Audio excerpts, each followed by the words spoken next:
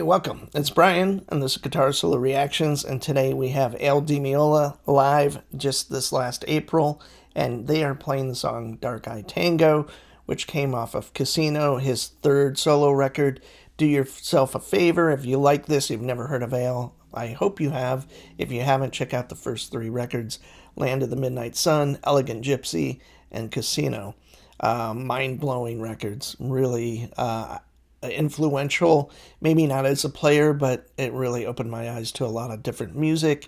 And with all of that, like incredibly technical guitar playing and all sorts of great stuff and great guitar tones.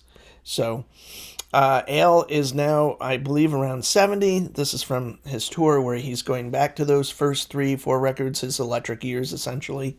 And I happened to see him about 6 years ago, and it was pretty good. I am also going to see him here in the Pacific Northwest when he comes through, which is somewhere down the road, so super excited to see him again. And yeah, here we go. Dark Eye Tango.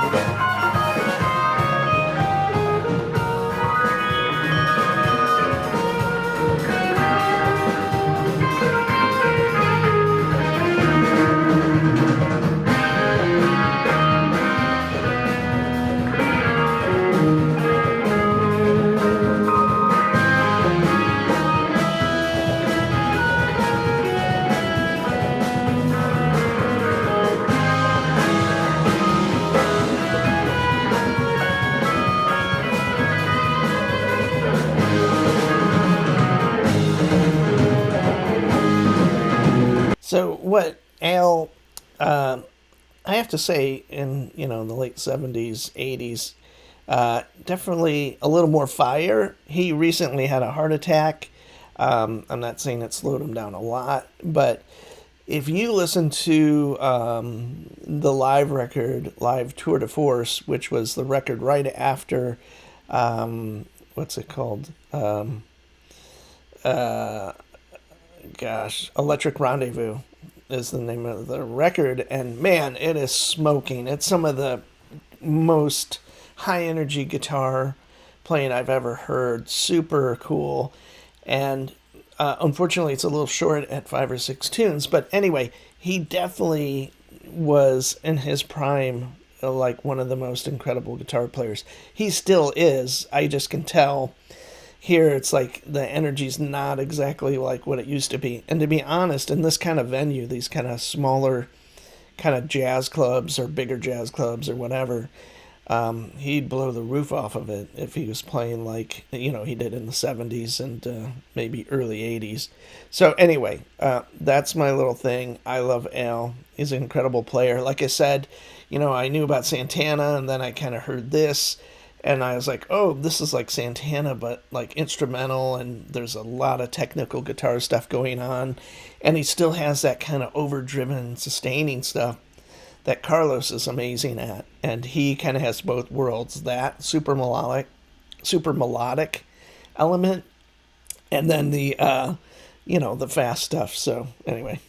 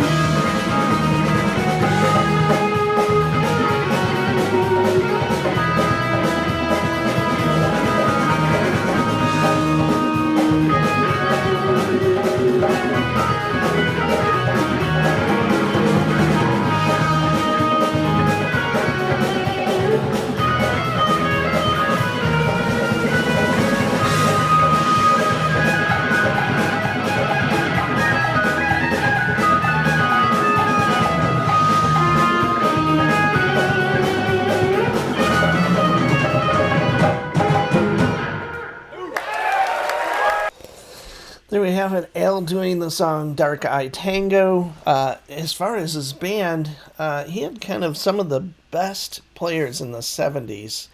He had the amazing Jan Hammer, Steve Gadd, Mingo Lewis, Anthony Jackson, of course, on bass on most of those. Jaco Pastorius was on the first one.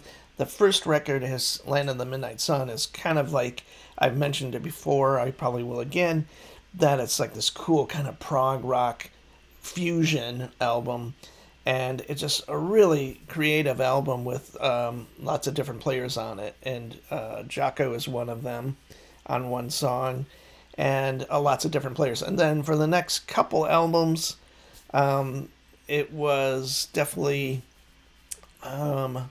I think the keyboard player was Barry Miles, and the bass playing was Anthony Jackson, and those, that kind of configuration of the band went to about Electric Rendezvous. Electric Rendezvous was kind of a cool return because there was a record in between them called Splendido Hotel, and there's like maybe one or two pieces on that are really cool. It's a double record too, but after Casino. Casino was like pretty more. It was like a refined, the apex in a way. And then he did this double record that I personally didn't love that much. Tim Landers played bass on that. There's some footage from that tour that's really cool. There's very little video from that 70s LD Meola band, unfortunately. There's some, I believe, from that Splendido Hotel tour. And then there's a bunch with Return to Forever. That's really amazing. I've done quite a bit of that, actually. So anyway, I love Al. He's one of my favorites for sure.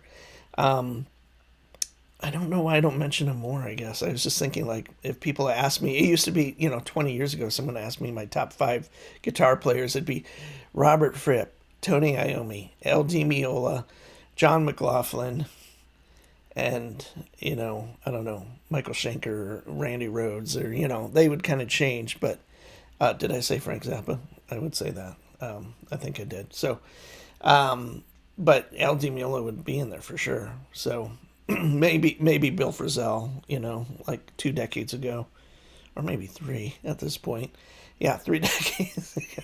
Yeah, it would be Bill Frisell, John Schofield, Mike Stern, John Abercrombie, those kind of fusion players, and then Ale, of course. But anyway, I appreciate you watching this. This is kind of a fun one for me to see, and it's great that Al had a heart attack. It's not great he had a heart attack, but it's great he's back out there doing it so quickly. He must be in pretty good shape, and he looks great. He's not a young man, but I mean, go see him, I guess is what I would say. That's what I've been doing over the last couple of years, is seeing like John McLaughlin, the last tour of Shakti, seeing John Schofield, just these guys that are kind of getting up there in age, and Al Di Meola is one of them, and go see him, I guess is what I'm saying. Hey, I'm Brian. Thanks for joining me. See you soon.